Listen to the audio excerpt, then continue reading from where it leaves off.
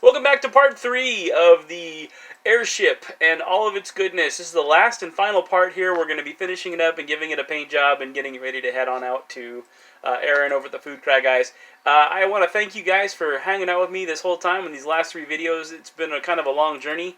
I'm glad that I was able to do it. It's really exciting. I look forward to being able to do more cool stuff in the future. And so stay tuned for all of that good goings-ons. In the meantime, let's get to it. Hey, my name is Aaron, and welcome to HomeBrew Terrain. So as it turns out, you're going to need 10 of these triangular-looking things, or 20 if you're doing just the single triangles. But you know what? As I was sitting here doing this the old-fashioned way, I thought to myself, I said, this is taking way too long, and I'm burning the crap out of myself, and this is not what I want to do. So I thought, there's got to be a better way to do this. So I re-engineered the entire process, because that's just what I do.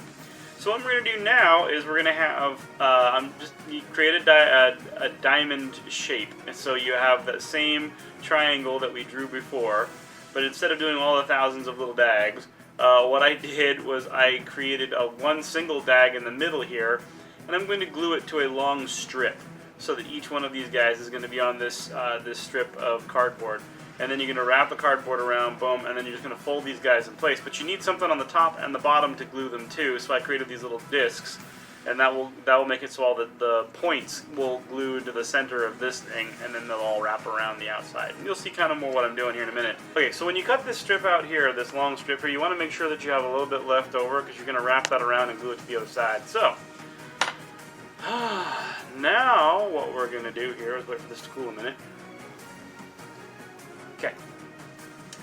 Now we'll take this strip here and wrap it around and see if this works. Alright.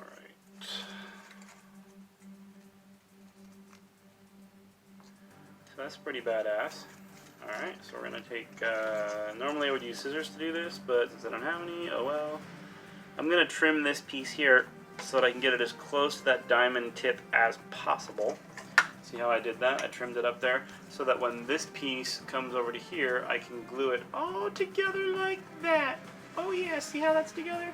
So I'm going to glue it together like that so that those two diamond tips touch, because diamond tips touching is cool and people like diamond tips and stuff. Okay, moving on. Alright, so now we're going to take this and glue it to right here. Boom. Now the hard part is going to look this cool.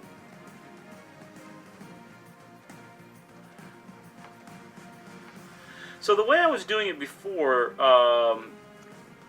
there was a lot of stress. I was noticing, this is the old way, and I was noticing that there's a lot of stress on these beads here. And yeah, okay, if you do it right, you put the dags in there, like right here, you put the dags in, and they help a little bit, but it's a lot of cutting and a lot of work and a lot of effort, and there still ends up being a lot of glue, you know, to deal with something that shouldn't, for whatever reason, be there. So I got this guy right now. I think this is a much better way to do it. We'll find out in a second here. Okay, so here's what I've got so far. Gluing this thing together was a bit of a nightmare, because I think I did it wrong. When you get to the top up here, it requires a lot of precision gluing, and when you get hot glue in a precision glue situation, that's not really very good, because the hot glue that goes on is heating up all the glue around it, causing it to loosen up. So what I ended up doing was I had to cut away some of the strapping on the inside there, because it was forcing the pieces apart, so I had to cut that individually. I think the best thing to do at this point would be to take that center piece that's right there and then glue them all to that using Elmer's glue in the first place, and then after that's all dry, then you just curl it up and glue it in place using the strapping in the middle still, because it still needs to be there as a support piece, but that I think is the better way to do it. This is great for all of the side paneling and stuff, but it just not working. Plus, the Elmer's glue adds an extra bit of, once this is dry, it gets rock solid, and you can put stuff on it. Like, you can put a metal grater demon on this thing, once it was completely dry if you put Elmer's all over it, which I'm going to do. Hello down here. So after all was said and done, I decided to change it up, and I went ahead and just hand glued them one by one and made them into this lovely little top piece. What I've done here is I've actually, in the time that I've done this, I've rearranged the entire design. I was going to have it hook around the sides and then the hook like kind of grab it like this, you know? That's what I was trying to do. But after I put the model together, I realized that there was just not enough ship for too much lift or the big bars that were coming out. So I took those two big bars and I cut them down and I turned them into this right here. So that's what I've done. And I put one right here. This is the first attempt that I made at this bad boy, and it was meh. This is the third attempt. The second one was a disaster. So this one here is what I'm going to use. I'm going to hook this bad boy up right here, and there's the lifty bits. So the ship gets lifted up. Woo, yo ho, yo ho. It's the Dark Elves, and they're going to shoot you with their ship. Yay! And so I got a bunch of Dark Elves on there, because I'm actually going to take some pictures to send this over to Aaron so we can take a look at it. But yeah, this is what it looks like so far, and then after this, what I'm going to do is I'm going to throw the base on this bad boy, and basically call it done. I do want to have some little trimmy bits here and there, but ultimately this is it right here. This is what it's going to look like, and yeah. So that's all there is to it. I was going to add some engines to this thing, and I thought, maybe I will, maybe I won't. I still might. I don't know. We'll find out. Those will be little projects, but you know, it's late. It's been a long day. I'm going to call it done for tonight. So yeah, that's that. Okay, shaky cam time. Looking here at the model, you can see I've finished up the Aethermatic balls here. I've got this one and this one both ready to go. So that's what generates a lot of the lift here. I tried to keep it under the certain parameters. I did get a little bit long, but oh well. Anyway, so from here, as you can see, I'm building little side balconies here for more troops to stand on and cause problems with. These just take a few seconds. It's not a big deal. You know, cut out a piece of cardboard, slap it on there, put the bracers on. Those are easy enough to do. And all I did was take two of these are the bulkheads, and I just kind of wrapped them around and measured out where it was going to be, and then just traced it onto this piece of cardboard here and glued it onto this right here, and this is what it looks like. I'm going to do one for the other side as well. I'm going to wrap a little balcony piece around the outside here, kind of like I've done everywhere else, and that just kind of gives it more of that feel and that flow. And then we're good. And then we're going to build the base, and we're going to call it done. Now I'm going to paint it. Painting, yay! Okay, so now we're going to go ahead and build the base for this guy, because we're at the point now where I need to build the base so that I know where everything is, so that I know how much down room I have to play with, so that I can build the stuff under here for the keel. Anyway, so to do that, what I'm going to do is I'm going to measure it across, which is 3 inches. I'm going to put a 6-inch oval down here, and I'm going to stack it 3 pieces of cardboard deep. That'll give me a nice solid base. In the meantime, I also have to know how long this thing is. So this is the beam of the boat, and this is the keel length. The keel length on this guy here is going to be, for weight distribution purposes, it's going to be 13 inches long. And so what we're going to do here is we're going to measure out 13 inches long, and we're going to do 6 inches wide, and that's going to be the oval base that this thing has. And again, I'm going to stack 3 pieces of cardboard deep, and I'm going to use 1 piece of cardboard, which is going to be this guy right here. I'm going to use this dude right here to actually make, I'm going to put the striations on this one a different way, so that it'll give it that sturdiness that I always talk about. Okay, so that's what we're going to do, and I'm going to make that happen. Let's go.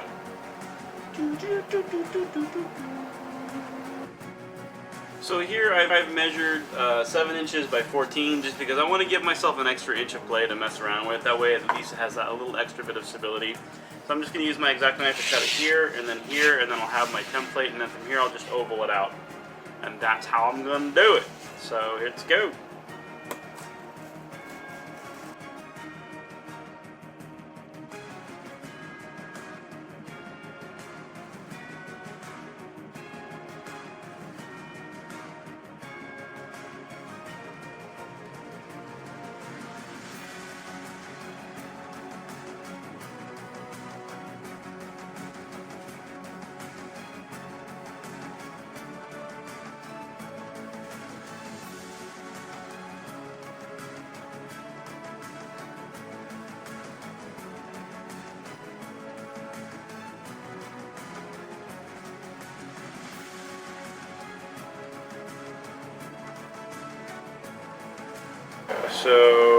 This is my hand. So let's put something cool. S-O-M. I do this backwards. E-E-T-H.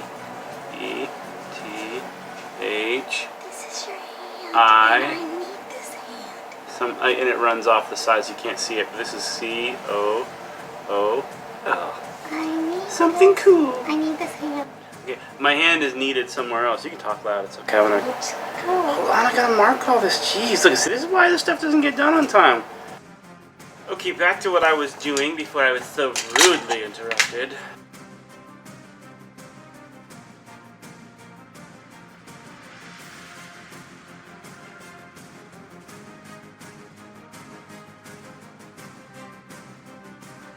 And so there you go. See how lovely that is? I just made some marks on a piece of cardboard. Woo, for marks on cardboard. Yay. Now I'm just going to cut them out.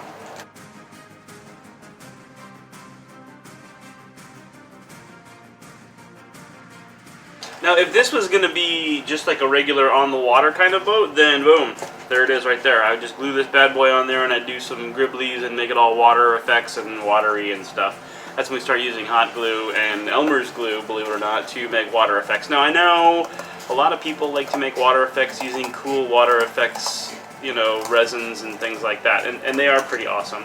But they can be a little pricey and they can be a little difficult to get a hold of, and unless you know what you're looking for and how to use it, it won't have the effect that you want. And so I find it's easier and cheaper and betterer all the way around just to slap some hot glue on there and paint it out. Yeah, it looks a little cheesy, but you know what? Who cares? It's quick, it's dirty, and it's inexpensive. And that is what homebrew terrain is all about. Okay, so now we're going to do what we're going to do. We're going to take another piece of cardboard here, like this one, and we're just going to cut this bad boy out. That's what we're going to do. I'm going to draw this as a template, cut it out, and make another one look just like this. Yay for that. Okay, so let's do that right now.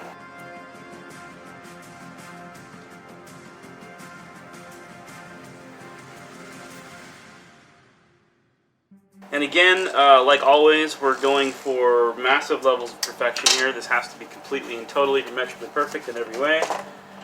Oh wait, no it doesn't. See, I just drew a circle. Look at that, how beautiful. It's not really it's an oval-ish thing. Whatever, you know what I'm talking about.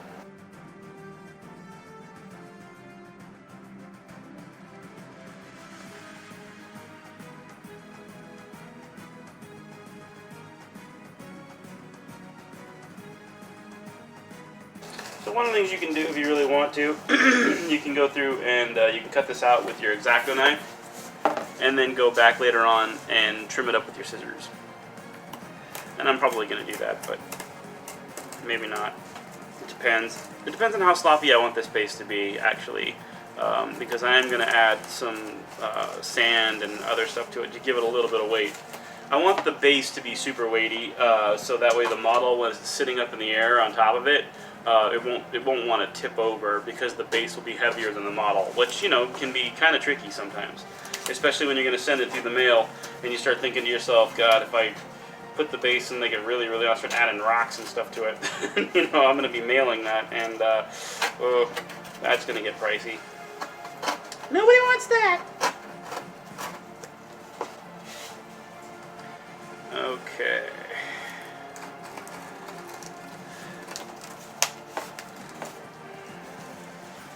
Always that last little bit that doesn't want to cut. See, right here. And never cut towards yourself, children. Never cut towards yourself. Okay. And that's why. See that? I almost just took my finger off just now. There you go.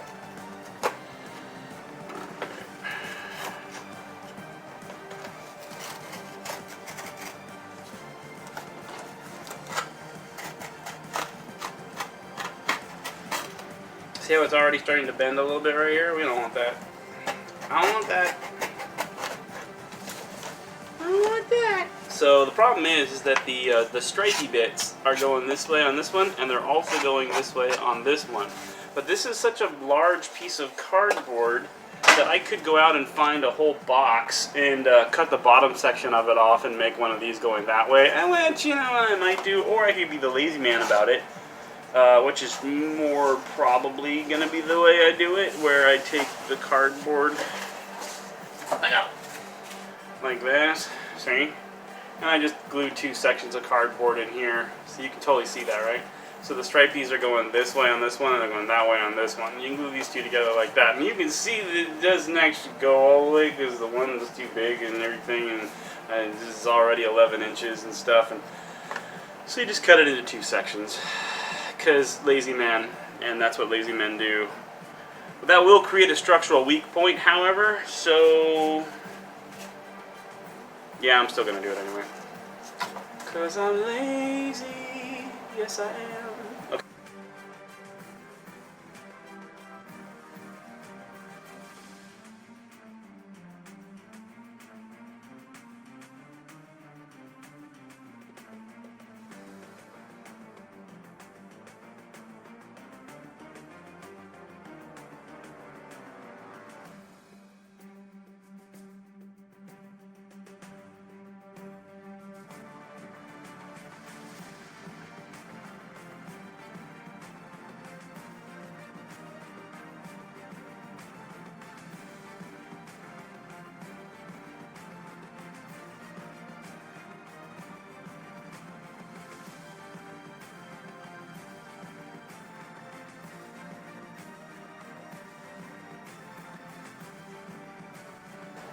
The reason I'm having to stripe this so many times with my blade here is because it's super dull. Don't cut towards yourself.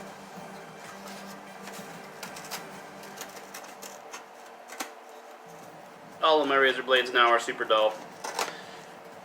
And I need to go out to the store and buy new ones. But they're not dull enough to scratch my initials on this table. See? My initials are scratch, scratch, scratch, scratch, scratch. You ask yourself, well, why aren't you using your cutting mat? Because it's actually too small for what I'm trying to do, and it screws up the cut. And also because I bought this table at a thrift store for $5, and it has been my hobby table ever since. It's got many O stains and scratches all over it. Someday when I'm rich and famous, this table will be worth millions. Or more than $5, whichever comes first. Don't cut towards yourself, children. Because if you cut towards yourself and it slips, then you could accidentally cut yourself, and that's not good. But Uncle Aaron, aren't you cutting towards yourself? Yes, children, but I'm like a big government. You do what I say and not what I do.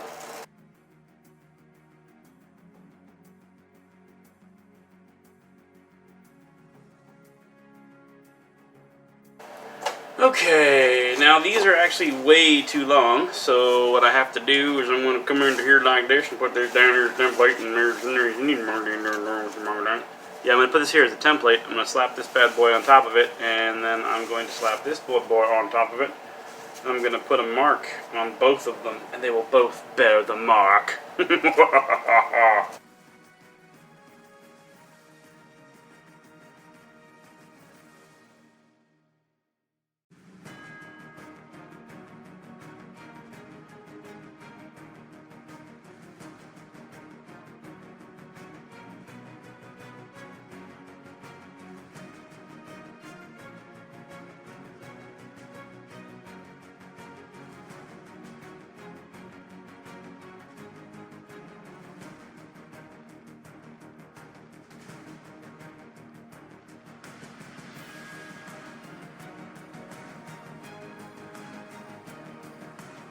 It'll have to be close enough. Alright, so there we go. Somebody asked me why I say that, close enough. Because if you've ever played the game Stranger's Wrath Oddworld, you'll know exactly what I'm talking about. And I ain't gonna say why, because he says a very naughty word in that game. It does. And we don't say naughty words on this channel, which is why I do a lot of editing, especially when I touch the hot glue gun. And there we go! Mother love bone. Boom, boom, boom. There we go. We've got the triple base sandwich right there. Chapow! And look how strong that is, man. I could park a truck on this thing. Okay, not really. Just a piece of cardboard. I'm not gonna be selling you Tupperware and driving over it. Okay. So, now what we do is we glue this monster in place. I'm going to take me a little bit of Elmer's here. I don't have a little bit left. I got to go to the store and buy some more. I know. But I don't want to because lazy. Lazy.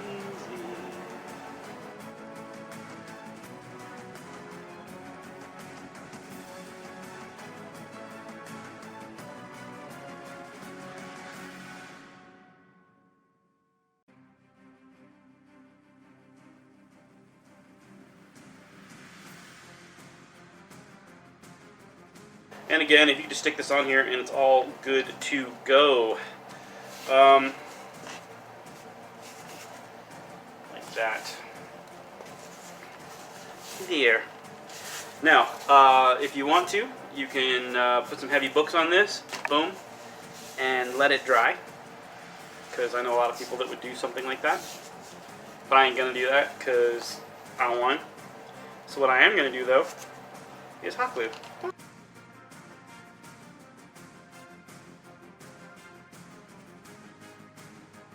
When you use a lot of hot glue in a tight space with very little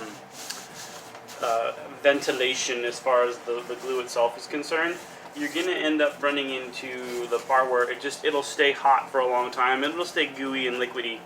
And so just keep that in mind when you're gluing something like this because it's going to be problematic. I'm going to do it around the edges, but I'm going to come in here and just hit it around the edges of this thing. It'll glue it down in place really quickly, and it'll hold it in place whilst the rest of the glue sets. And as the glue sets with the hot glue in place, it won't warp as much, I've noticed, because it can't push and pull the cardboard the way it normally would with a wet glue. I'm going to have to come through here and trim this up just a little bit if I want to. I'm not so sure I do.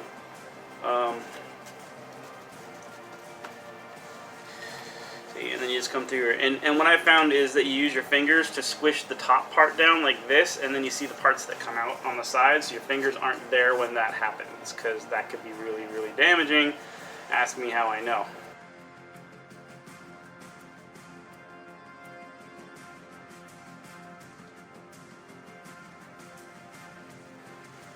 One of the other things that's very, very important to note here is that hot glue is hot enough that it will literally cook the Elmers.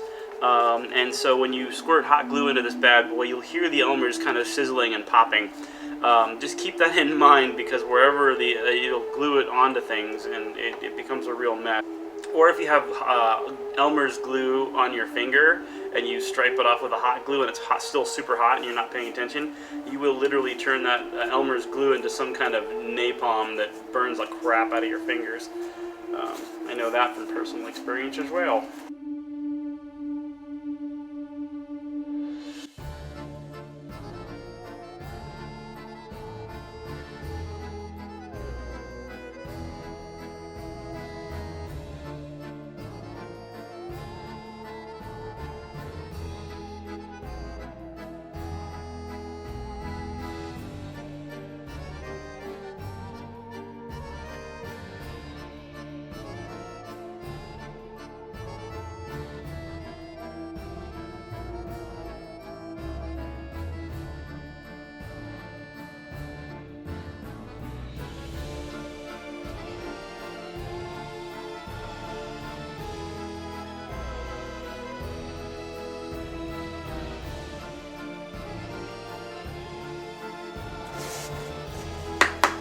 Nice and solid.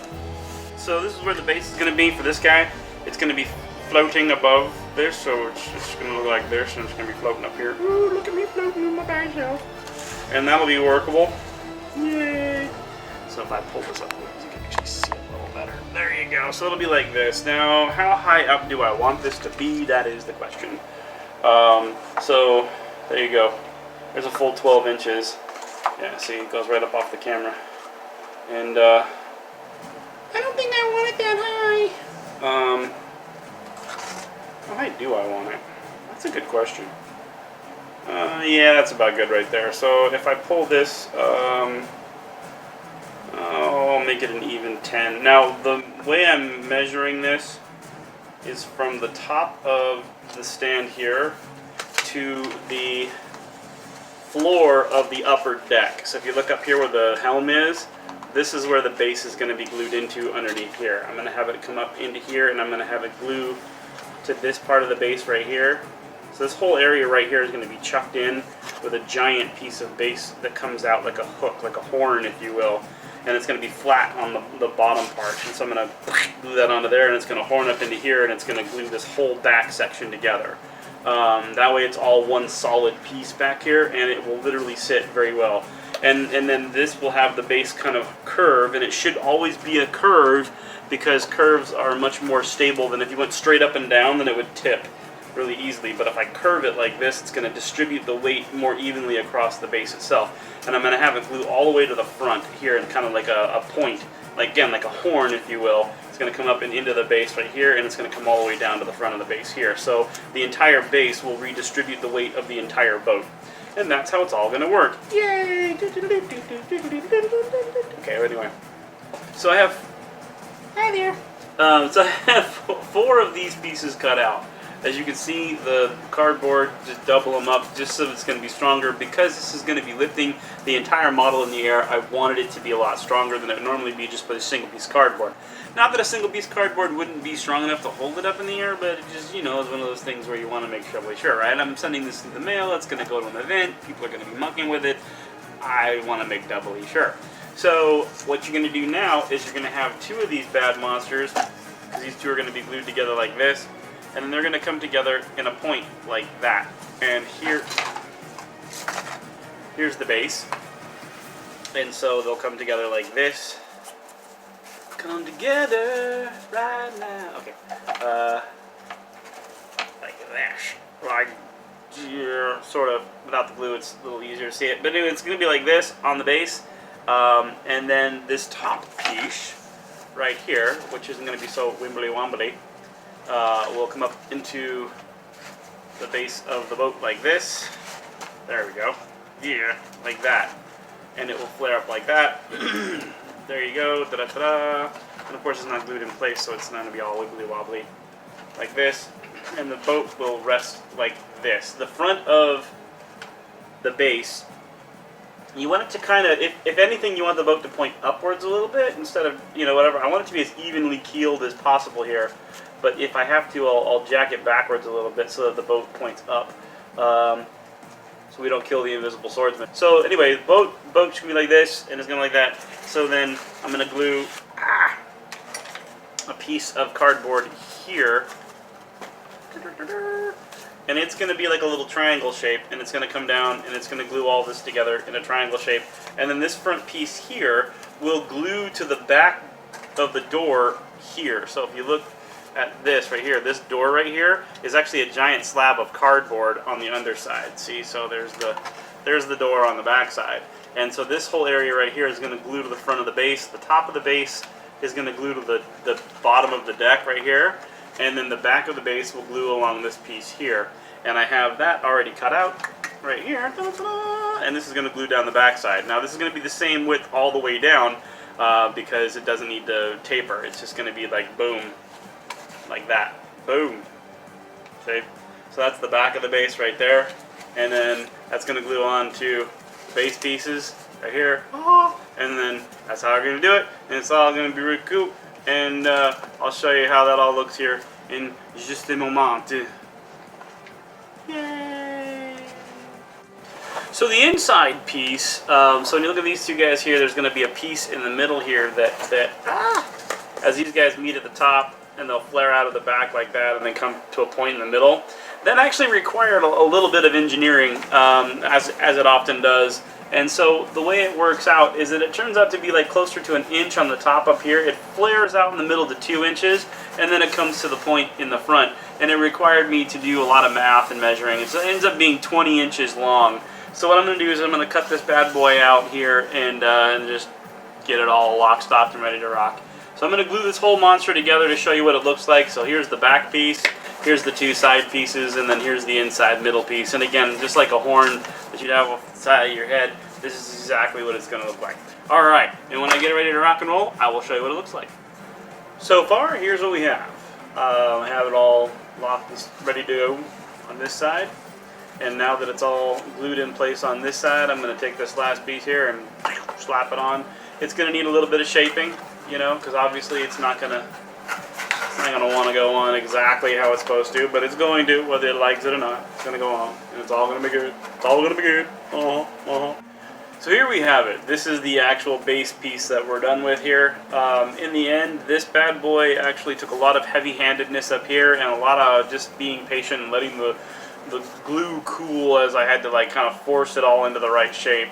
And then from here, what we're going to do is we're going to put it onto the base, but not before we put it into the ship, because we want the ship to be ship-shaped first, and then we can see how we're going to organize it on the base. But it's going to go like this on the base. Yeah, like that, right? So center it up. There we go. Ta-da! Like this on the base. And then the ship will sit on top of here, blam, and then we'll be able to alter it on the base as we need to. I can put chunks of cardboard or whatever down there to alter it up here so that the ship actually sits flat and even, maybe even slightly tilted up just a little bit. But yeah, this is what it looks like, and this will hold the ship up quite nicely, hopefully. Here it is, glued to the base, as you can see. It's nice and firm there, all ready to rock and roll. She'll sail wherever I send her. Not exactly the prettiest or most subtle application of bases, but the fact is it's going to be shipped off to a tournament event, and it's probably going to be beaten up pretty badly. So it needed to be sturdy and firm, and that's what it is. It lists a little bit to one side. Alright, whatever. It is what it is. Again, perfection isn't the thing here. It's not what we're going for. We're going for usable and functionable. And I've got the decks pretty level, so models can easily go up on here. If you can see, there's no sliding about. See how easy that doesn't slide about? Yeah, let's try it again. There's no sliding about. And as you move it around, anyway, yeah, so as you can see, your duders can sit up here and duder. And I got the upper decks even. We can get it up a little bit higher. Let's get a little higher here. Okay, there we go. Hey, everybody, what's going on? Anyways, as you come up to the upper decks here and the little crow's nests and things, you'll see they are also just as even. And no duders will fall around. Hi, duders. There we go. Let's try to do it that way. And so, yeah. Ta-da! There you go. And that, as they say, is that.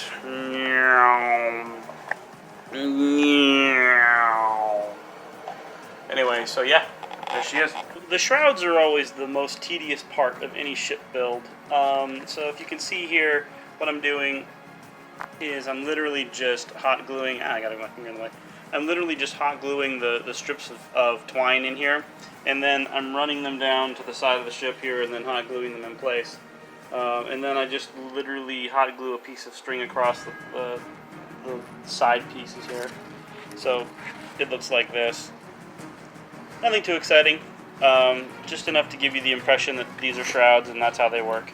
And I figured since I was almost already done with this process that I would show you what it was like and throw it on the video, because yeah, whatever. Once I'm done with this here, I'm pretty much going to be done with the whole thing. I'm just going to spray it up and then paint it and then send it off to its happy home. So I just want to show you that. Alright, cool, moving on.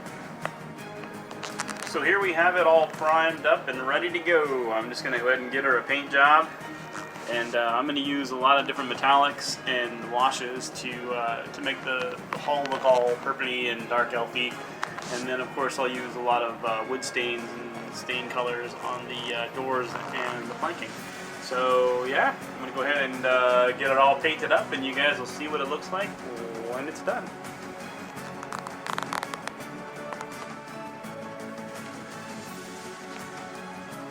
So here you go.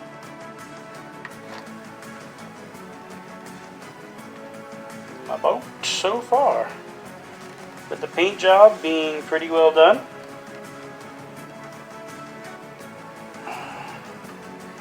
Got some more highlights and some stuff to do in the back. All the black is going to be dry brush silver, but for the most part, that's all she wrote.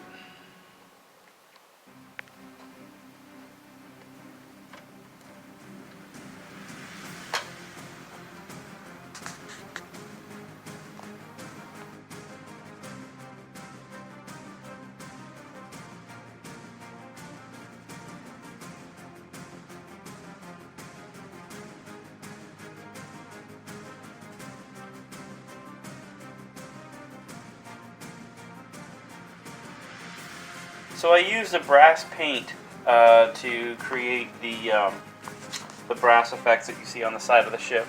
And I used a thinner amount of it and I let it get a little streaky and runny because it makes it look more like metal.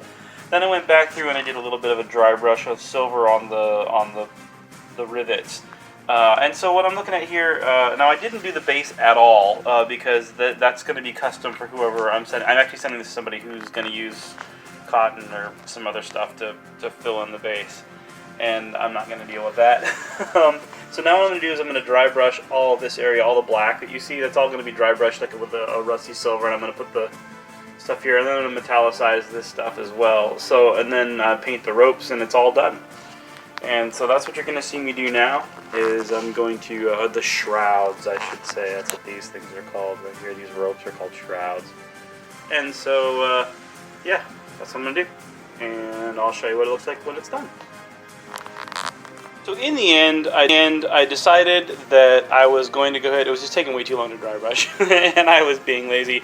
So I painted the whole thing silver, and I just used Agrax Earthshade to kind of give it a really dark wash. Now, it's going to look all kind of muddy and skippy, which is exactly how I want it to look. I mean, this boat is definitely something that's been around for a while and being in use and that sort of thing. And so here we have it, the final flyby here. We're looking at the just all the works that I put into it. Kind of get the overview. There's the deck. I think the woodwork turned out pretty well. All I did here was, again, this is just strips of the cereal box that I laid down, and I cut all up with an X-Acto knife, and then I hit it with snakebite leather, which is the Games Workshop contrast paint. And I used a lot of water, by the way, to help water that down and just kind of turn it more of a wash. And it looks really nice, and I think it looks really good on all the decks. Everything you see here has basically just been washed down with washes and or whatever. This is, again, Druchii Violet, which is a really great wash that Games Workshop makes. And again, this is just a copper paint that I used. The paint that I used is actually, of course, not within my easy grasp. Here we go. So the paint that I use for the copper is actually this stuff here. It's just a cheapy paint that you can get. My camera definitely doesn't want to focus on it, because why would it? Ooh. You know, there's an easier way to do this. But you do it, you got to trick the camera, is you zoom in like this. See how that works? You zoom, and then it'll focus on it a little better. Anyway, so this is the stuff that I use. It comes from Folk Art. It's a really good antique copper. It's the 666E, so yeah, take that for what it's worth. But it's antique copper, and I like it. And all I did was paint it on. I didn't dry brush it or anything. I literally just primed the model white using the Corax white spray, and then I just painted the copper on it, which is nice. And the rest of it's just silver, and then there's the metallic purple. This is the same metallic purple that I use for just about every dang thing I ever do anything on. Same thing, Folk Art, metallic purple, same kind of stuff. This is just the 654E amethyst. And there you go. I'm going to run some stain on these here. Probably just going to use a contrast paint. I'm not sure which one yet. Probably Gore Gruntifer or something a little darker, just to make the ropes look more like, you know, ropes. Which is funny because they're actually hemp, so whatever. And yeah, that's that, and then it's done. So there you go. And this is really legit what it looks like. So if I hold it up here, and you kind of just get the zoom around, so there's a lovely little thing there. And again, platforms for me are super important for you putting models all over. But again, this was something that I did for FoodCry, which is a FoodCry Narrative that's created for the purposes of making money for donations so that you can feed the homeless and the hungry. And so that's why I did it, because why wouldn't you? Like, I'm not a jerk. Anyway, so yeah, I'm going to go ahead and get this finished up, and then I'm going to wrap this bad monster up and send it off to Aaron, who will be able to use this, hopefully, in the FoodCry Narrative. And who knows, we might even be able to make some bigger ships later and really just wreak havoc on everything. Maybe make some like naval combat warcry scenarios. That would be pretty cute. Alright. Well, anyway, so there it is. Hopefully it's exactly what you were thinking. Dun, dun, dun, dun, dun, dun, dun. Wait, that's a copyrighted. I can't say that.